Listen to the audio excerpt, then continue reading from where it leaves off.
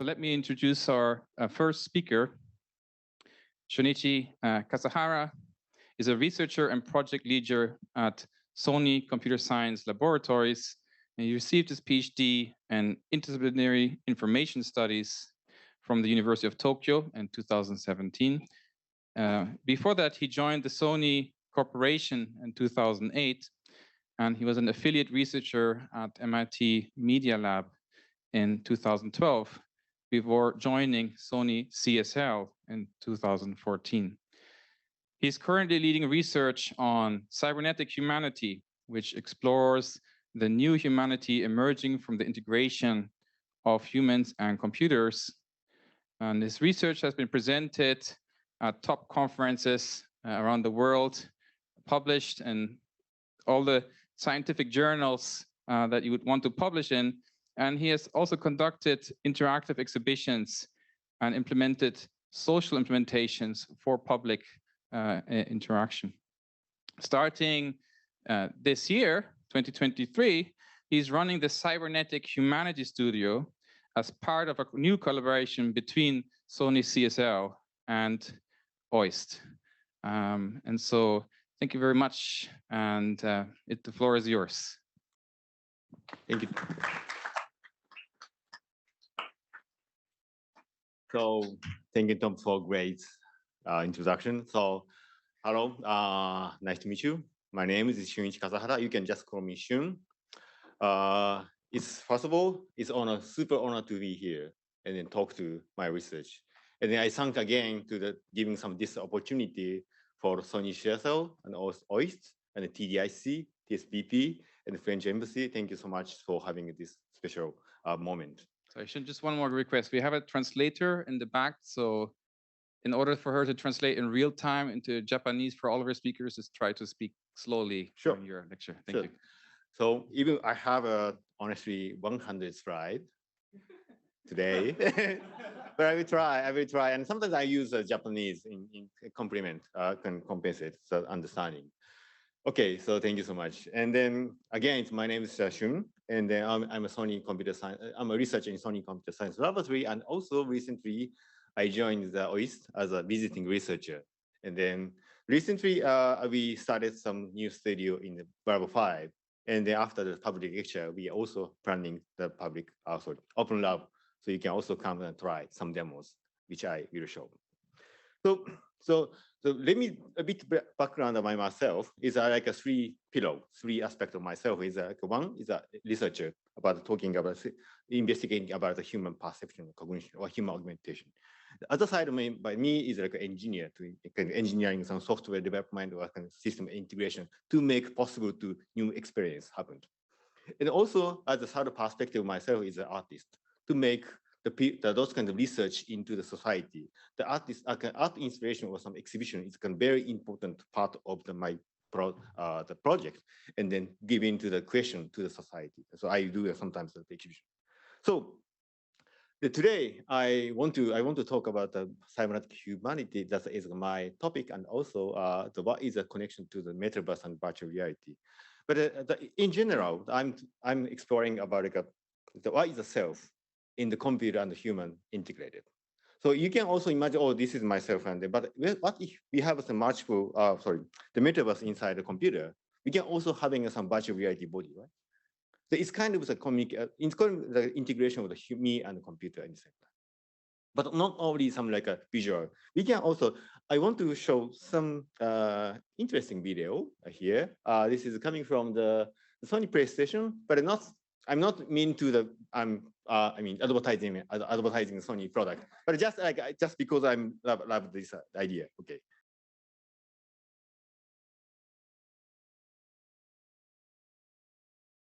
That is actually complaining about the person is I cannot do that.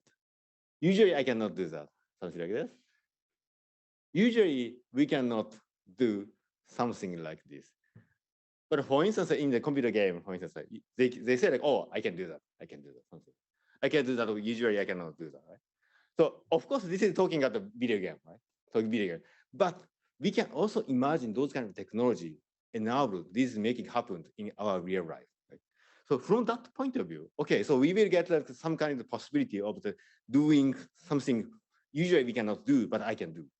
But in some point, we actually thinking about then what we feel self in those kinds of new possibilities. Of course, we can imagine like having a new technology or new ability or new bodies. And it's a kind of augmentation, like or having some virtual body or some like a new ability, but also how we feel it in subjective way. If we cannot feel this is myself, it's more like technology actually losing myself. So how we can kind of balance and how we can integrate these two augmentation and also subjective is make it together and then creating a new form of the humanity. That is because I put the cybernetic humanity. So today I want to talk about the 3 topics and then about like this is my action, this is my body, and then this is me. So it's actually relevant, super relevant to the metaverse and the virtual reality. So I want to start my talk with this is my action. So starting these topics, I want one volunteer to show some human limitation. So it's a bit embarrassing, but if possible, Nick, can you help me to demonstration something? Sorry about that. It sometimes happened to my presentation. Thank you, thank you. So now I will release the pen. So Nick, please catch this pen. That's it, okay? So maybe we can go there, right? See?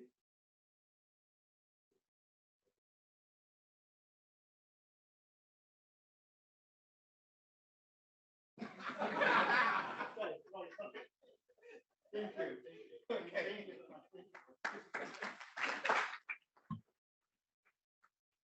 Thank you, Nick. So thank you. I know it's a bit embarrassing, but thank you for helping to showing some human limitation. So that is a human limitation. So this is actually the wide muscle project by the Junichi and Kenji Suzuki. So as we can see it, actually in the pen drop test, we cannot catch the pen. Right? That is a human limitation. So of course, like it's almost impossible. But if we have some technology, hidden secret technology, and connecting something, what happened? We can catch the pen very easily, something like this, almost 100%. So why we cannot catch the pen? Because we are very late. We have a latency in the processing of the perception, cognition, the motor flow, and also muscle construction. And it takes sum up the 240 to 50 milliseconds. That's why we cannot catch the pen. That's why we cannot stop the car in the front of the accident. But in the case of the video, sorry, I put the muscle EMG electromyography measurement to the person who are release a pen. It means like measuring the moment of the release, muscle activated. And also we connected this signal into the another person to the electromuscle stimulation, which means like applying current into the muscle and then contract muscle directly. 電気刺激で筋肉を強制的に動かした。It's actually forced to move to catch the pen, right? Okay, so that's why in the video they can catch the pen. So we actually demonstrate this phenomena in the many occasions, something like this. So like so we are in the very beginning we are very happy that I can catch the pen. But we just saying this is because of the computer, and then it's very nice, something like this. We are exhibiting those kind of things, but we are doing some exhibition over the time. Something very interesting that happened. For instance, in the next video, yeah, so maybe I'm not sure that we can play the video, sound, but the next video, the first trial is without EMS, without any electricity. And the second trial is with EMS. So let's see.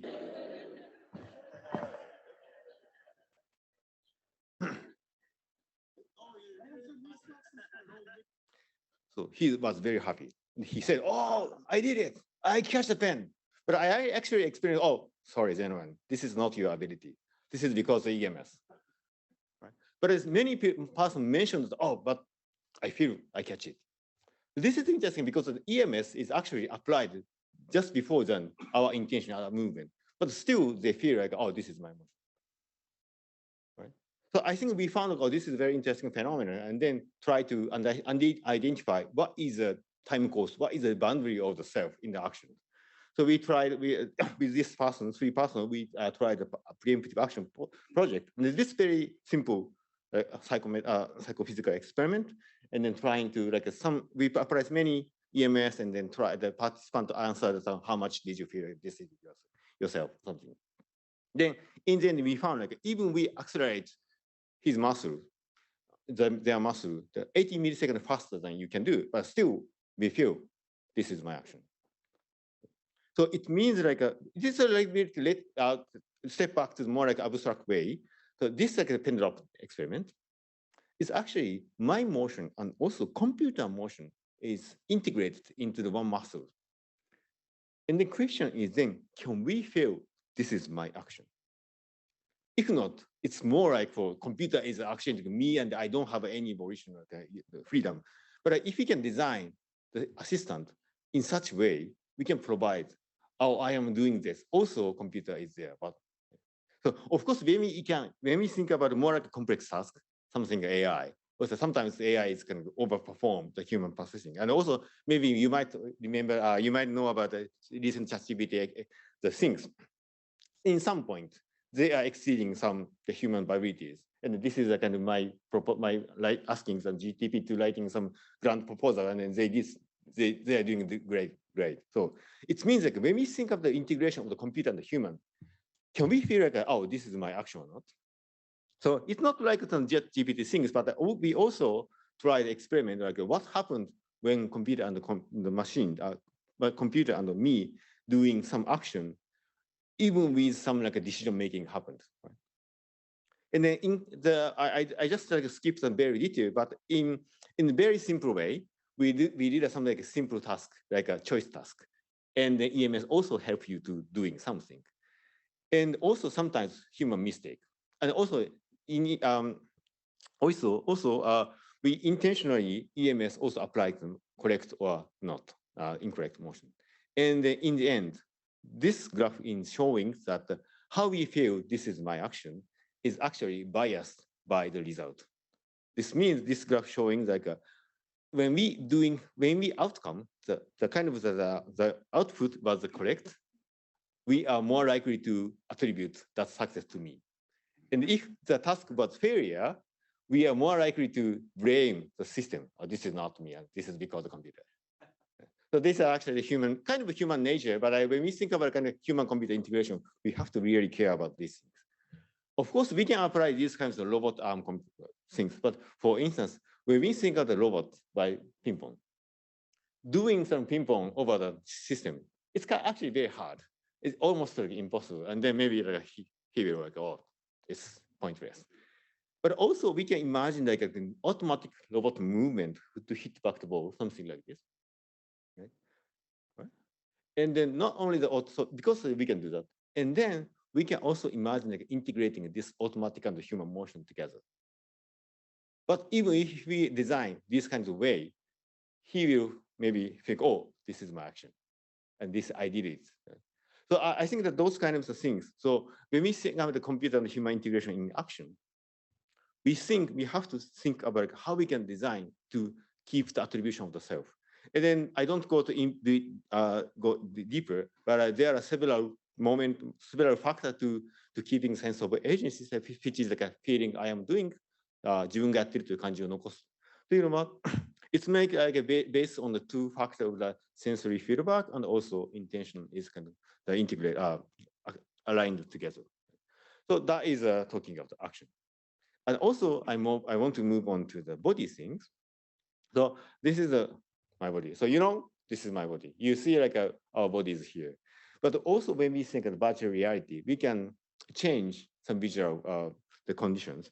So this is actually the very kind of 5 or 6 years ago, and then with this Yamaguchi University, YCAM, and also Keio University collaboration, and that is watching your own body through the virtual reality. It's very simple. Like it's even the wireframe. This can moving I'm watching my movement in the virtual reality, right? And sorry, I will play again, okay? And something happened.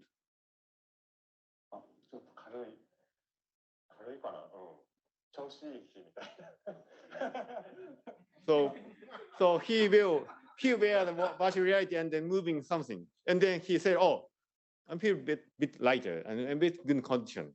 I didn't do anything at the physical. I don't inject anything. I didn't do anything. But only we apply some of the visual change of the actual motion. So not only showing the actual movement, we anticipated a bit, predicted motion, and instead of the actual body movement, we show it. And then he said, oh, I get body lighter. But important point is that he don't know the motion is intervened, but he just feel like, oh, I am lighter. And also you can easily imagine that if we apply delay.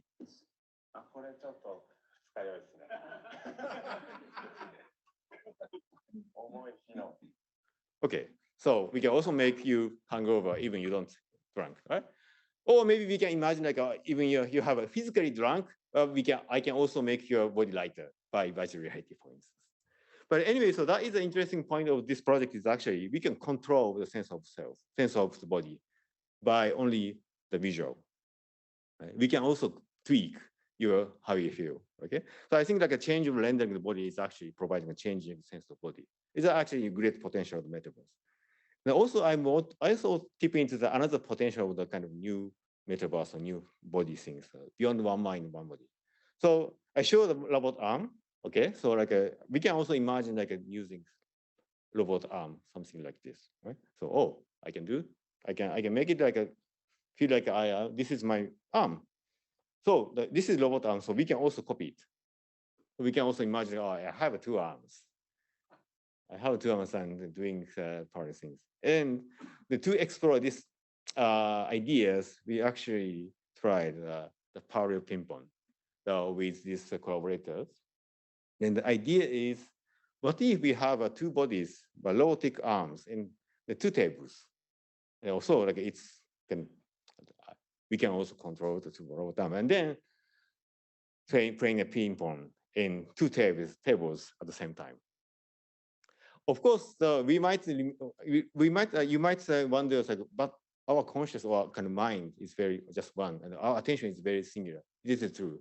But when we think about some kind of a technique to split or some switching correctly or some kind of things, we actually can make it feel like, oh, I am doing ping pong, two arms at the same time.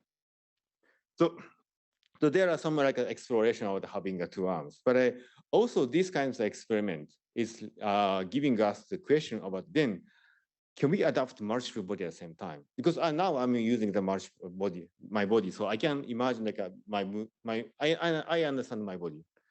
But what if we have a multiple body? It means we need to adapt. We need to like learn to use own body, each individual body, right?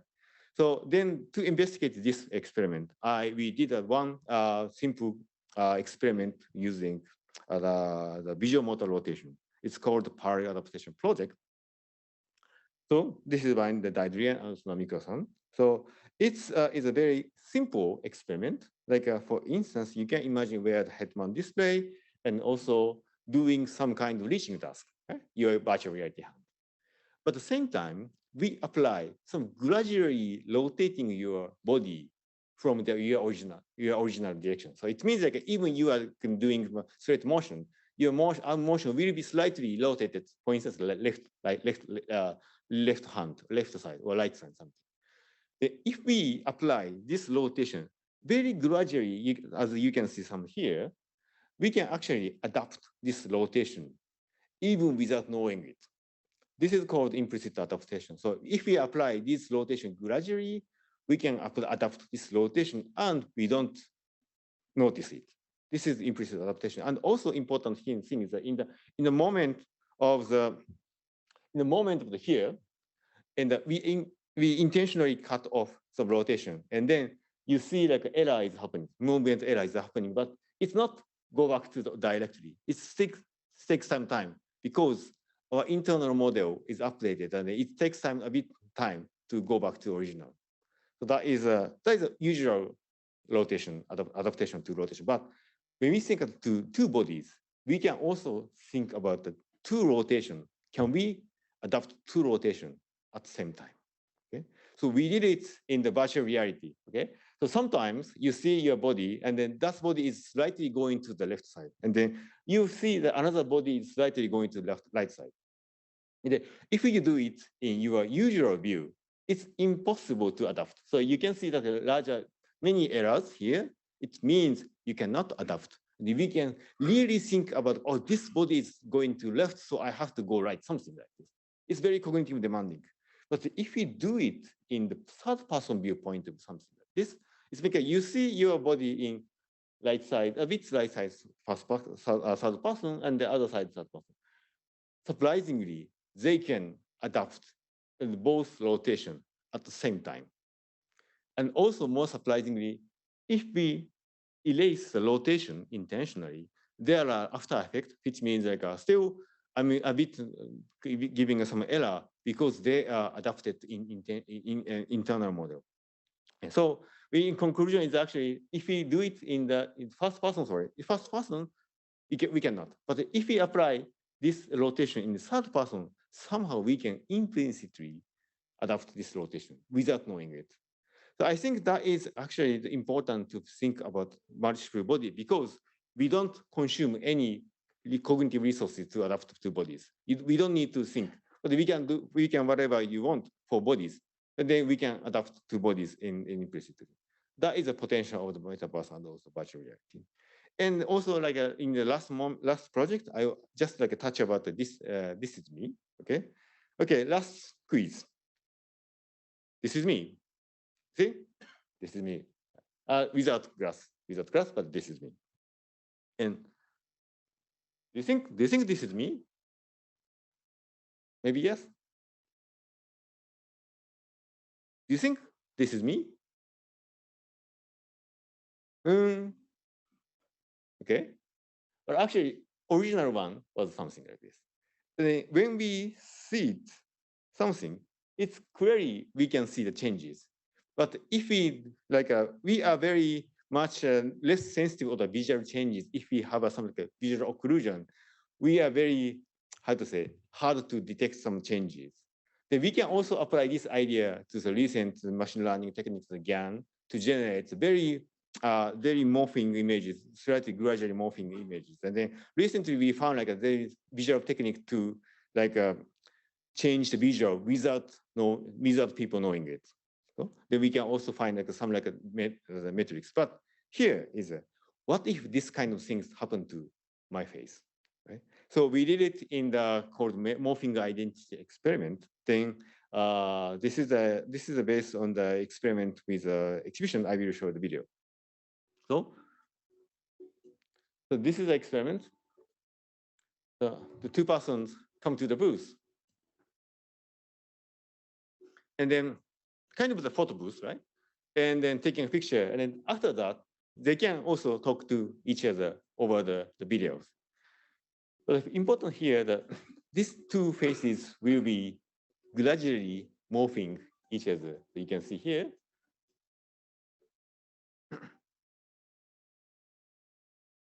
Right? Now it's kind of the middle of the two faces. And then finally, it's get to be kind of completely swapped. And then that's actually provides chance, allows us to investigate what is the boundary of the self. Do you think this is still you or not? Something. So we actually implementation. So there are several technology behind that, and also like creating some like GAN-based morphing system. So maybe like a kind of creating some interpolation of the faces, something like this. And also we can animate these faces in real time. So that's why it's kind of like a deepfake kind of the type of the technology. Then you see like this face is going to be me, for instance. And we put like this experiment, this system into some public exhibition, and then we actually collected data, how much people understanding this is myself or not. Okay. Okay. So maybe I can a bit skip. But here, for instance, as long, so when the participant, a guest, feel like, oh, this is not me, we ask the participant to press the foot switch, for instance. That then we can get the data of the how much they feel like this is not me, and then the boundary of the self. And we collected data, and we found like, oh, actually there are some kind of the boundary of the self in the matrix. This matrix.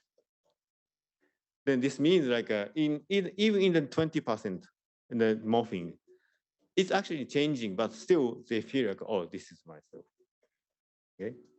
So we actually experiment these kind of things, and then also we found like an interesting phenomena of the. Also, there are some like a gender changes, gender differences.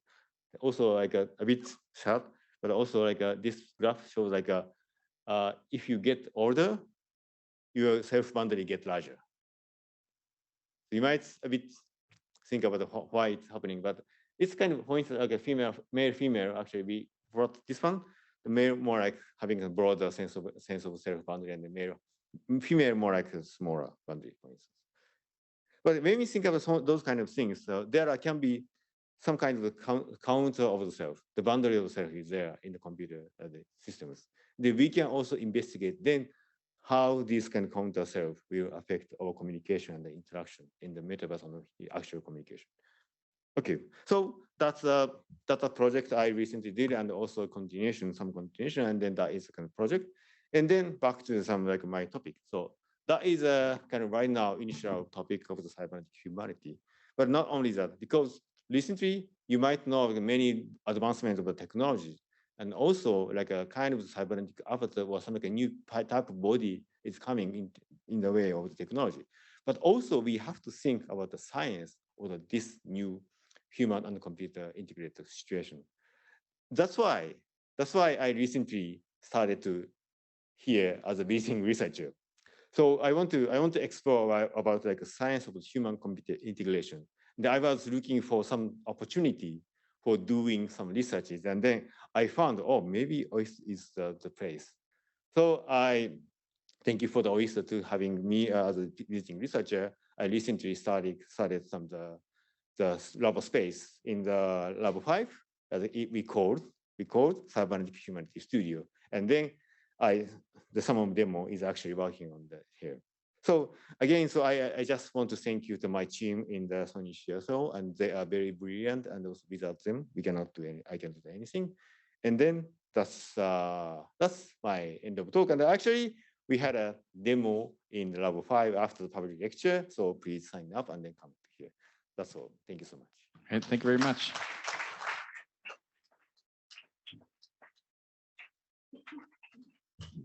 So we have time for a couple of questions from the audience.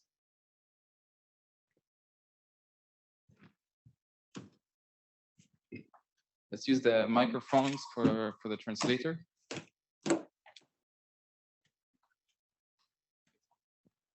Thank you for the super nice presentation. I'm interested in I want to have a question on the parallel adaptation one. Sure. So in your study, you said by changing the point of view, the participant get more easy to get used to get easily adapt the new, let's say, body schema. Yep.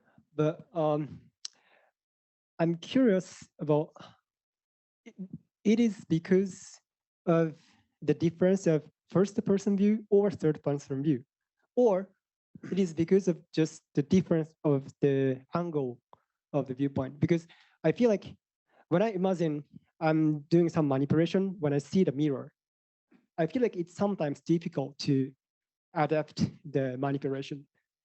So it's third person view, but I feel like it's still difficult. So have you ever tried investigate more different angles, not just left or right? Thank you so much. Thank you so much. Good question. Good question. Thank you so much. That is so I think like the kind of the STEM question is like what kind of situation, what perspective provide us to sense of the dual bodies, dual coordination, or dual cue to having a body. And honestly, in the experiment, we found this phenomena in when we compare to first person and the third person. And then with third person works well. But we are actually investigating another condition to make this parallel adaptation happen. And then we roughly found like a third person is not the way, not the only way to make it happen. And it is actually there are, if we have if we can design the spatial cue to create some like a context to the movement and the body movement, we might actually can produce same like a parallel adaptation happening. But also important point is like this is a working hypothesis, but also if we explicitly understand, recognize the rotation, this dual rotation will not happen, I guess. If we can start to thinking about this is this band, this body is this way, this can dual adaptation that doesn't happen. But only when we are implicitly doing without any like knowledge, this is happening, I guess. But still working on hypothesis. But thank you for the great question. Okay, thank you for the response. Another question from the audience?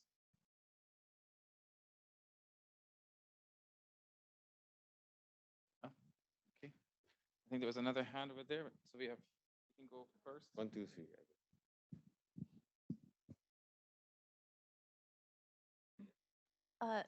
Thank you for a fascinating presentation. I wanted to ask about the sense of self section, which raises so many interesting thoughts about all kinds of thinking about potential uses and training and teaching and many uses. But I was thinking about when you were saying there was a point when, and really just what does it mean when you say that's not me anymore? And your gestures, I suppose, are all yours, but the image you're seeing at somebody else in that experiment. Did you, I mean, maybe it's just going beyond the scope, but think about what's the impact when somebody thinks, oh, it's not me anymore? That sort of sense of kind of disconnection between what you're looking at, because it seemed to me in kind of psychological implications, it could be very, very interesting. So I wondered if you could talk a little bit about that. Thank you. That's actually a great question. And also that's why we made it to investigate the sense of self, because like and I will talk about a bit precisely. So in this morphing identity experiment, you see your face. Then your face, only visual identity will become another person. But movement itself is always real time. So it means in kind of in terms of the movement, we embodied the face, but still identity go away. So there are actually interesting phenomena happen because it's of course in the very beginning, this is still me, it's okay. And then in the middle of the morphing, it's kind of like I'm kind of using another identity, but it's okay. It's the interesting phenomena that happen in the opposite, like a swapped version.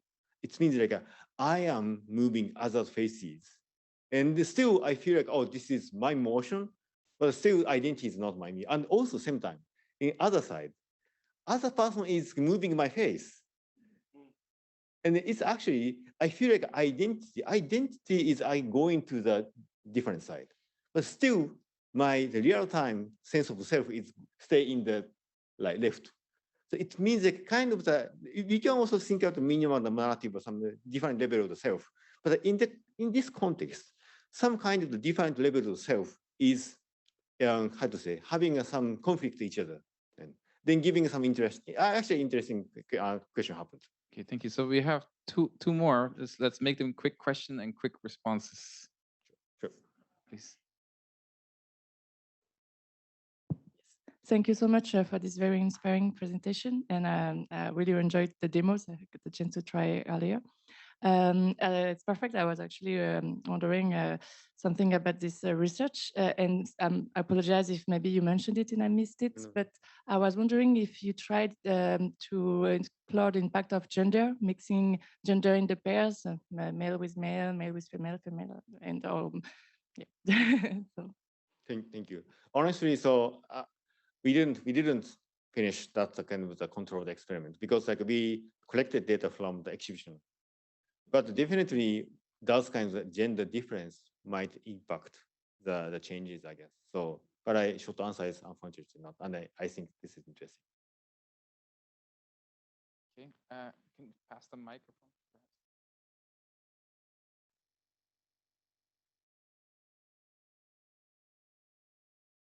Your stunning presentation. I'm interested in the word your research, cybernetic humanity. Humanity have a broad meaning, like a cultural meaning and a political meaning and a societal meaning. So how do you incorporate this diversity of the meaning of humanity into your research? Do you have a particular scheme or a framework for to do that? Thank you for asking this question. That is something I want to convey this talk. So like initially, what I'm doing right now is more like for individual humanity, individual sense of self. But when we think about more like a broader way of the technology and the computer integrated, computer and the human technology integrated, I think we have to think about the more broader way of the social. And when we think about I was wondering about what is the best word to describe not only individual, but not only the society, the many of the continuation among them, the range, I put society. So it's right now, my research is most likely focused on the individual, but in the collaboration with OIST, for instance, I want to expand this notion into the more like a diverse way. That's a short answer. Thank you so much. Okay, great. Let's thank the speaker one more time. Thank you, Shun.